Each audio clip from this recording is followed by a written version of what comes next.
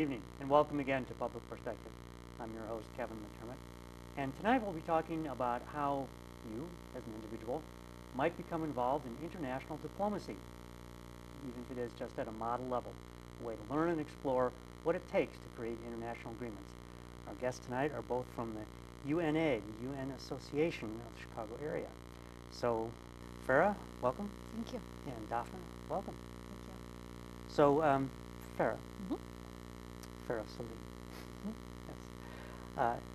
As the person who runs this particular program within the UNA, most people wonder, well, what is the UN Association, and how is that connected to the actual UN? Mm-hmm. So before we even talk about what we're going to talk about, let's do a little background. And what is the UNA and why is it? So UNA stands for the United Nations Association, and there are chapters all over the world, and especially there are chapters nationally as well. And our mandate is that we are kind of the local voice and the local face of the United Nations. We advocate for, we also provide education for and about the UN to local Chicagoans. And so for us, again, going back to our mandate, what we really try to do is we try to provide an entry point and an understanding about kind of what goes on in the rest of the world that the UN is involved in. Daphna, you agree? You got something to add to that? I do agree, yeah. It's an interesting thing, the UN Association, because I, growing up, was a big Model UN nerd. I really was interested in global affairs. I participated in Model United Nations programs. As a student? As a student.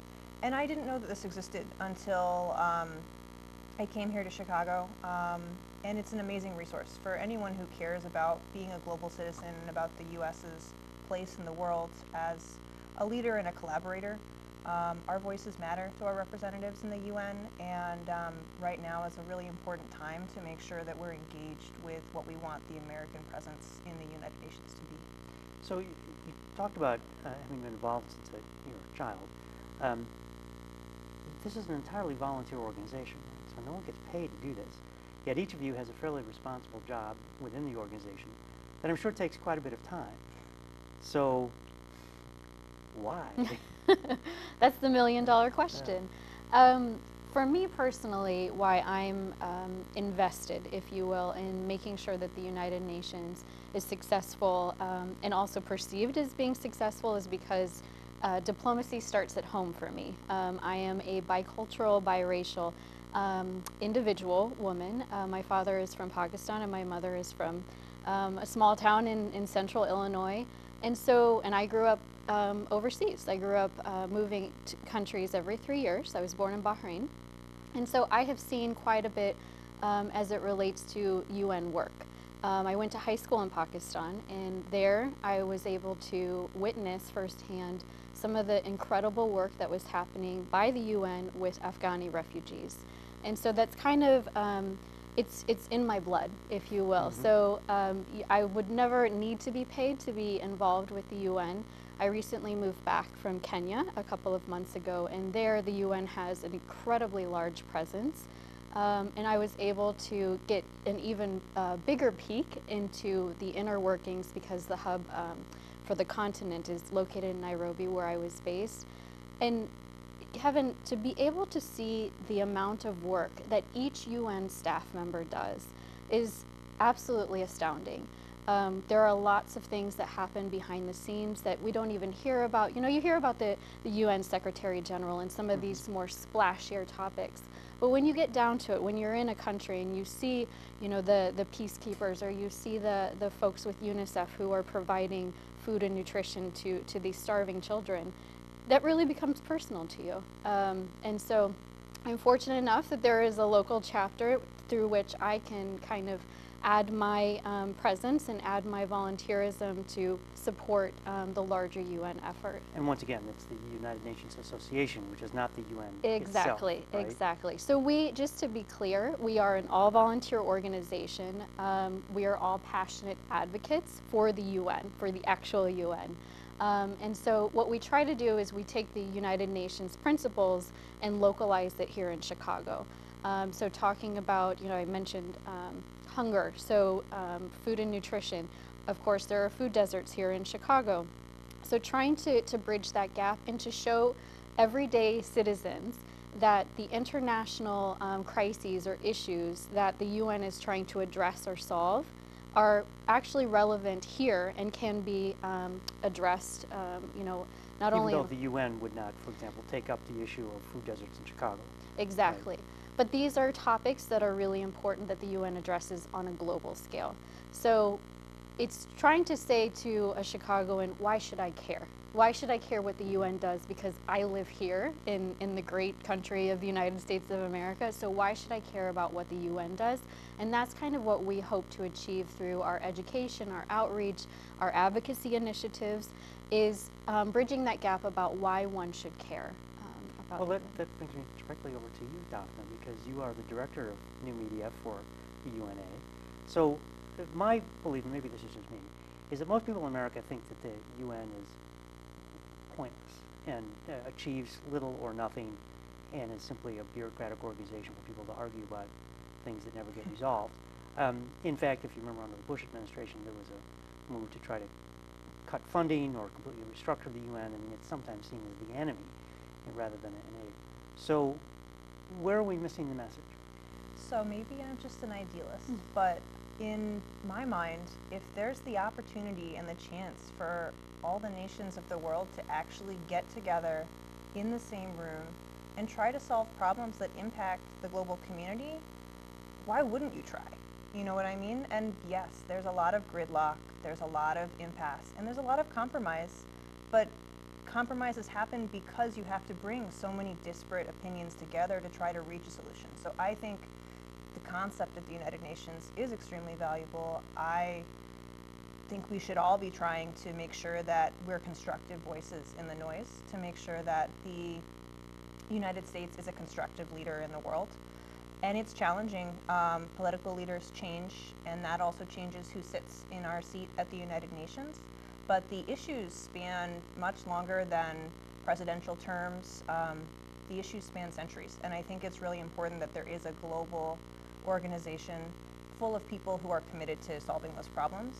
And those problems and also those potential opportunities are not just global, they're local. And so we see a lot of that with the Chicago chapter. I think there's a lot of opportunities for Chicagoans to get involved in global initiatives through local efforts. One of our main focuses as a chapter is amplifying the message of the global goals, which are the Sustainable Development Goals that the United Nations has as milestones to be achieved.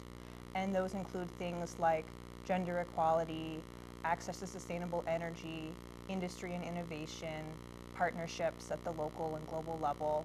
And those things are happening globally and also here in Chicago at a really local micro scale. And I think it's all part of a bigger picture, if that makes sense. So do you think that if people were to get involved here in Chicago and with the United Nations Association, here, this group, that would give them a better understanding of perhaps of what happens within our own country as well? Definitely. And how would that work? Yeah, so one of the programs that we have that we run year-round is our Global Goals Ambassador Program.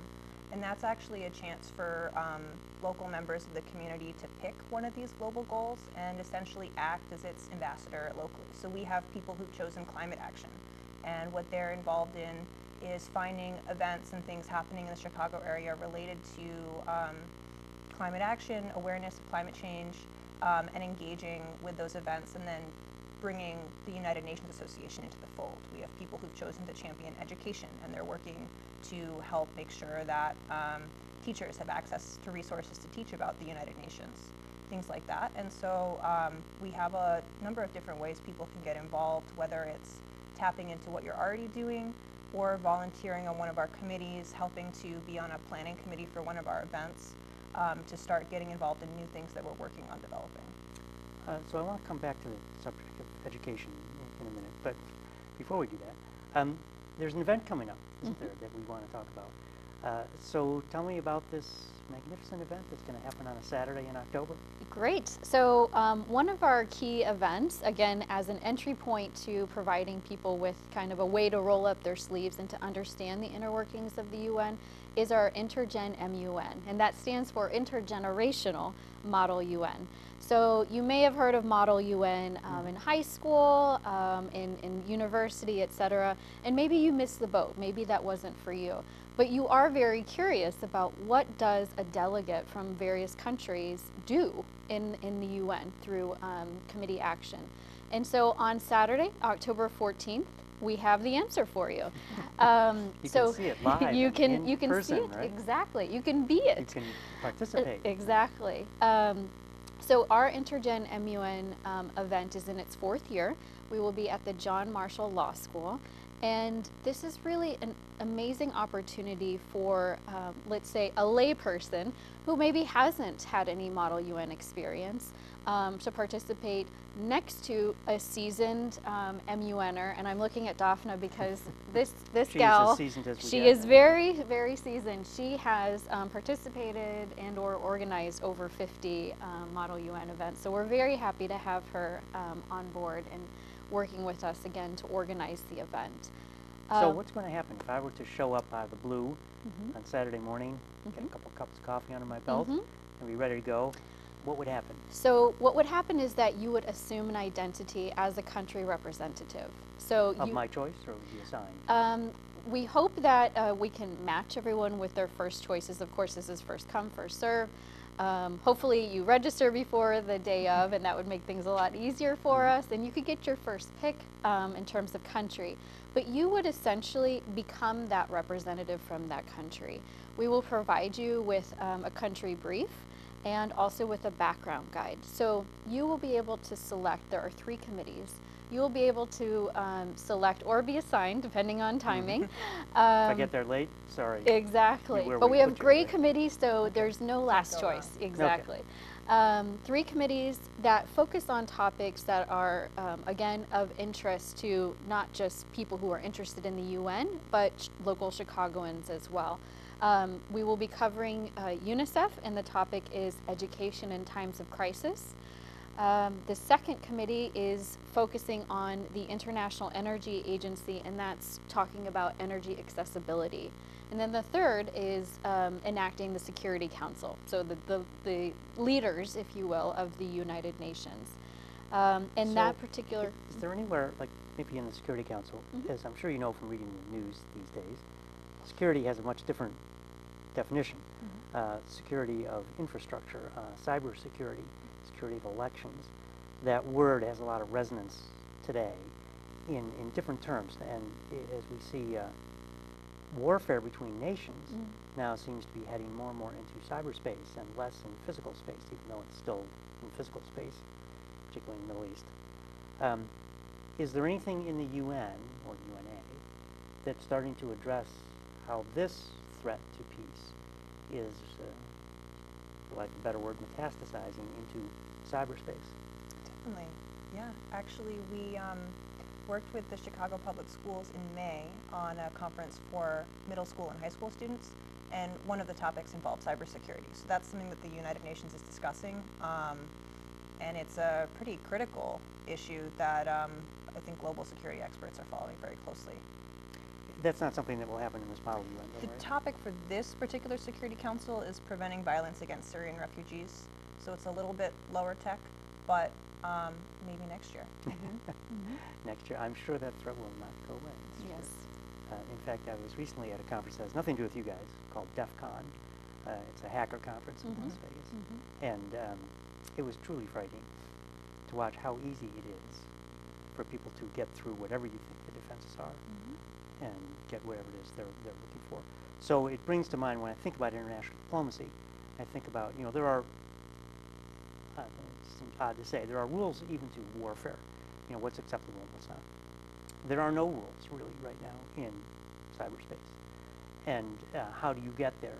How do you convince countries that manipulating an election is not acceptable?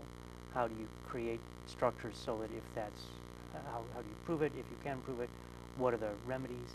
You know, can the world unite against some country that's seen as doing it? So those are the kinds of topics that I think are extremely relevant in today's world and becoming more and more relevant as each month passes.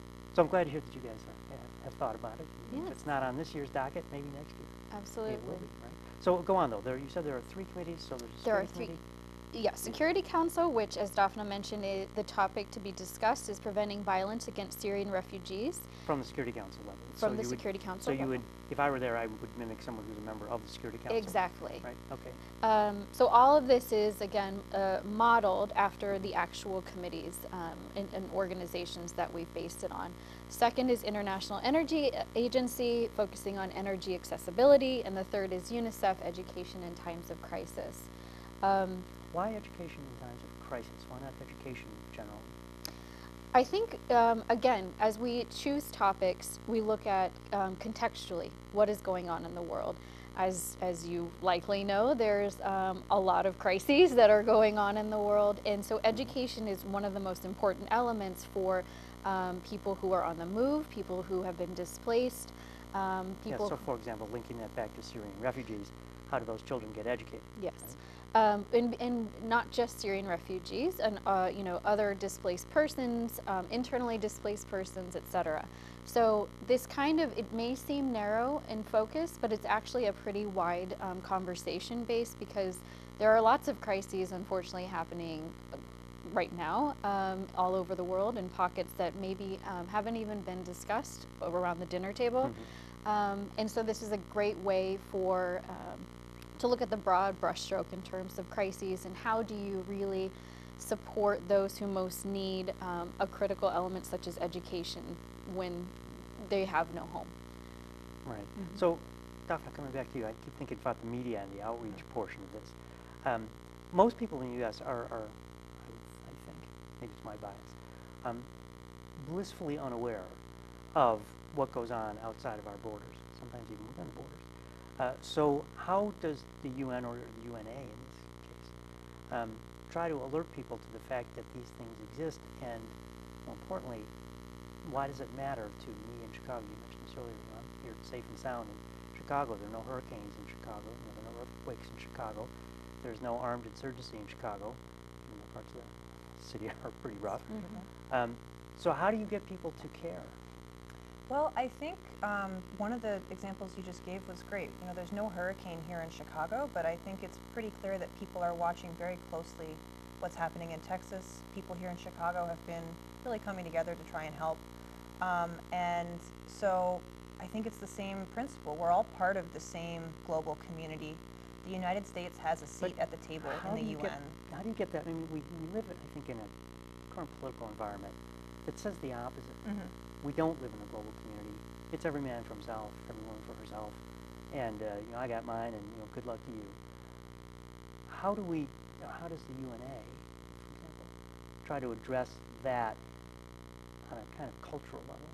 Yeah, well, I think the local chapters have a really important role to play there, because we have, you know, a national office in DC. We have national level events in New York and DC, but all across the country is where the UN Association chapters live and actually work on the day-to-day, and so they can tap into the local issues, the local angle and lens on the issues. So, you know, maybe it's something like energy access. There's a lot of startups here in Chicago that are working on sustainable energy for emerging markets around the world.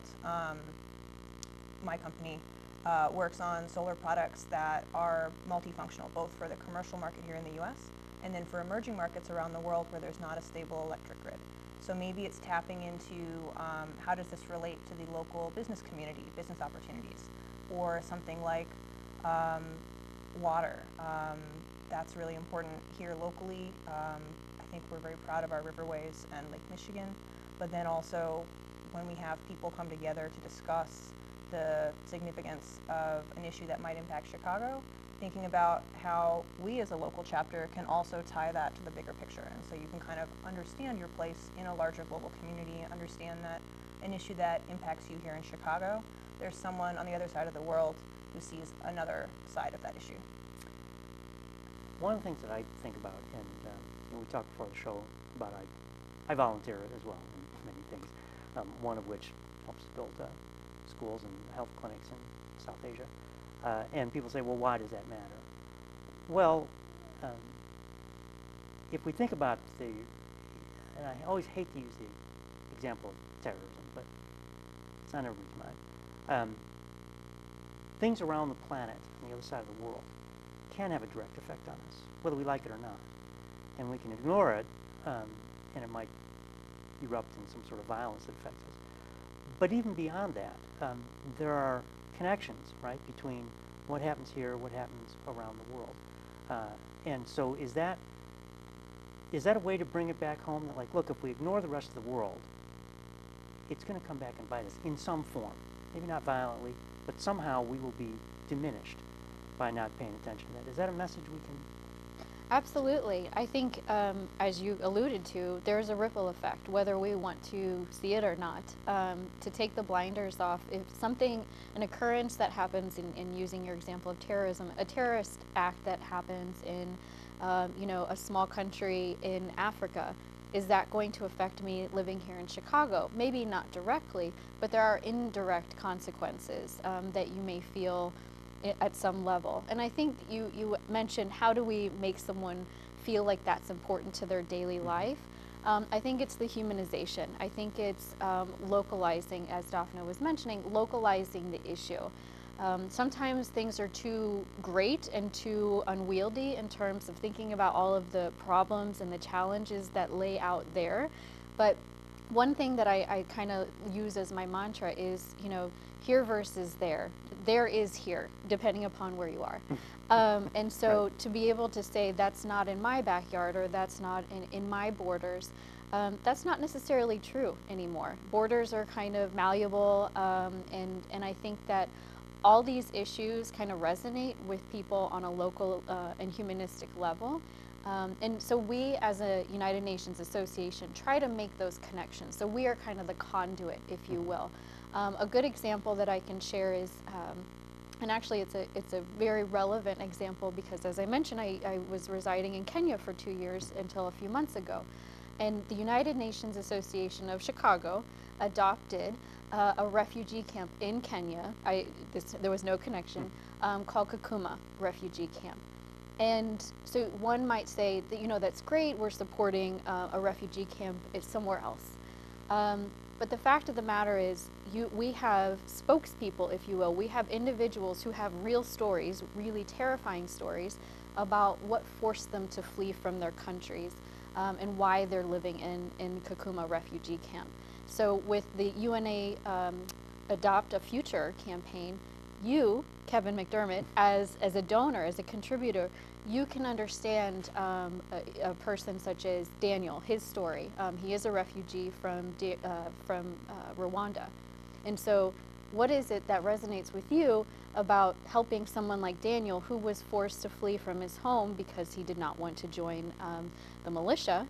What is it that kind of personalizes that relationship, that connection with you living in Chicagoland to someone who is forced to live in Kakuma Refugee Camp? And that's part of what UNA does, is try to make those connections. Yes. So if I were, for example, a donor, I might even know who Daniel is and be able to write to him or get a report back on how he's doing.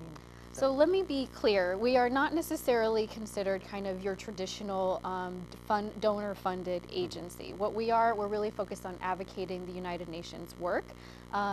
One aspect of that is our Adopt a Future campaign, and so we chose the Kakuma Refugee Camp in particular to kind of serve as our spot, our home, if you will, to nurture and to become more acquainted with. So I personally know of refugees who unfortunately still reside in Kakuma, and I'm able to uniquely share these stories with members of the chapter and with contributors of Adopt a Future. But I think it's more about, how do we connect you, Kevin McDermott, again, on a personal level, with a person who looks different than you, speaks differently than you, but still you have a shared trajectory, if you will. Well, let me take that thought, hold on to it for a minute, because I want to switch gears for a moment and talk about how the UNA influences the actual UN. So what does any output that you guys produce, how does that filter up, or does it, to the actual United Nations? Definitely, yeah, it does. And it's all at a grassroots level, which is really great, and then is filtered back up to the United Nations. Last winter, we had a human rights event where we actually had a member of UN staff come to Chicago and hold essentially like a group forum, and was able to write down ideas on different key human rights issues and take that back to an international meeting that he had. So there's opportunities for members of the local community, local membership to provide feedback taken to UN agencies. But then also part of what we're here to do is to teach you how to be an advocate for the causes you care about in the community to your local city or state or national elected officials too. So we have advocacy programs where we'll train people on how to conduct a visit to their state senator, to be able to collect signatures for a campaign on something that matters to you and that is related to a UN issue. We'll coordinate with other community groups, whether it's film festivals, speaker panels, or going to events or workshops. So let me get back to you, Farah. So the output of this event on the October 14th, how will that filter back up, or what will filter back up to the UN? So some of the takeaways from the event are on a few different levels. Of course, there's the individual takeaway. So learning the art of diplomacy, learning how to negotiate. For me as an individual, that's important because I've attended and learned this perspective. Right? Exactly. And not only that, but you may not, say for instance, if you were serving as a representative from Burkina Faso, and you had no idea about the country, but we gave you this country brief, and essentially you're playing a murder mystery part, if you will.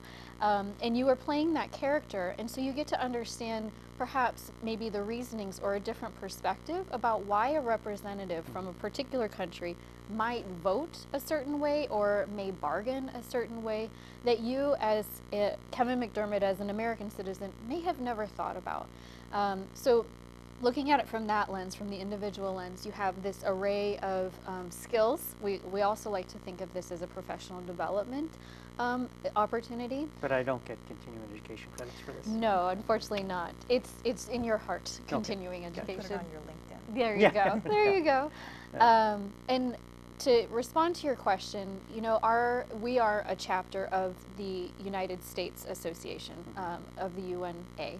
And for us, we are a channel to the national organization, which of course has an amplified voice, if you will, to the United Nations. So this particular event is really more about kind of flipping the switch and looking at and turning the UN upside down so that we understand it from a local level. But we also share kind of the findings, the takeaways, resolutions are drafted. This is very much a working event. This is not a sit back and kind of shy away, which I think is really important, especially, and I will emphasize that this is not an event, this is not your daughter's Model UN, from high school or what have you. This is truly a community-based event as an entry point for people to understand what goes on in the UN. How many attendees are you expecting? So we're anticipating a little over 100. I'd like to blow that number if possible, because again, this is a really good way to learn not only more about yourself, but also about another country, and also to delve in deeper about some of these topics that you may be very passionate about or have no idea about. So it's a two-way street, right? So in just the 30 seconds we have left, I'll leave the last word to you. Give me the elevator pitch. Why should someone come to this event on October 14th? Well, you said it seems like the UN doesn't get anything done. Well, this is your chance to find out why it's harder than it looks.